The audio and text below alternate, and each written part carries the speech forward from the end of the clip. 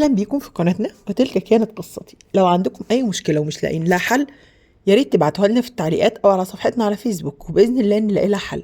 وما تنسوش تعملوا لايك وسبسكرايب علشان قناتنا تكبر بيكم. ومعانا مشكلتنا النهارده. انا كنت بحب بنت جارتنا، وهي كمان كنت مرتبط بيها من اولى ثانوي لحد ما خلصت الجيش ووقفت على رجلي. اتقدمت، ابوها رفضني لانه كان ميال لابن اخوه، وقعدت سنتين اتقدم واترفض، وبعت ناس كتير قال لهم لو هتقعد من غير جواز احسن من ان اجوزها له.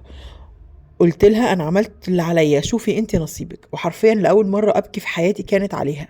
هي حاولت مع ابوها واهلها بس فشلت، ويوم خطوبتها على ابن عمها كان اسوأ يوم عدى عليا، لاني زي ما وضحت فوق هي جارتي والفرح في الشارع.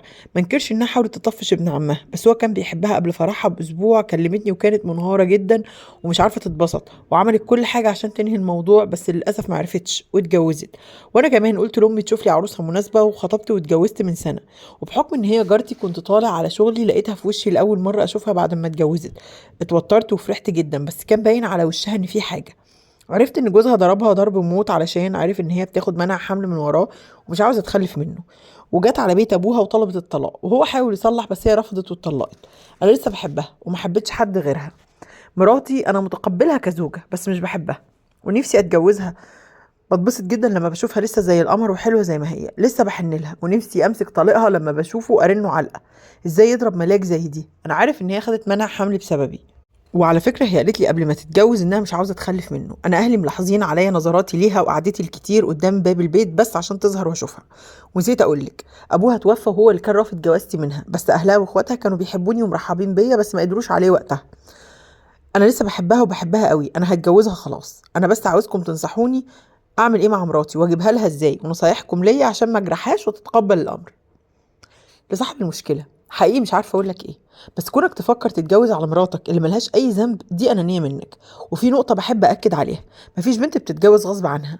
ممكن تكون اقتنعت على مضض من باب انها بكره تحبه، انما لو رفضها رفض قاطع ولا الكون كله يقدر يجوزها له. وبعدين مين قالك انك هتكون سعيد اصلا لو اتجوزتها؟ كل ده مبني على خيالات واوهام في دماغك، مش مبني على حياه واقعيه. الجواز موده ورحمه واستقرار، مش مشاعر متأججة طول الوقت.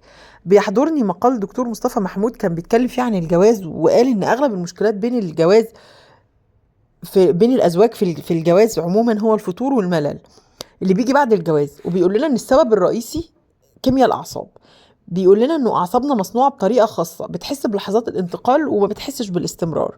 وشبه ده انك مثلا لو لابس حاجه هتحس بيها لحظه ما تلبسها، انما بعد كده خلاص بتبقى اتعودت عليها. ده طبيعي في الزواج. يعني وعموما ده مهم جدا وصحي جدا عشان تقدر تنتبه لحياتك وشغلك. فكل اللي انت فيه ده من خيالك. انصحك تركز مع زوجتك اللي ملهاش ذنب. ولو كنت مقرر تتجوز والموضوع غير قابل للمناقشه، يبقى لازم تقول لمراتك بمنتهى الصراحه انا كنت بحب فلانه وعاوزه اتجوزها، وليكي مطلق الحريه توافقي او ترفضي. ولو رفضت يبقى تسريح باحسان وتديها كل حقوقها.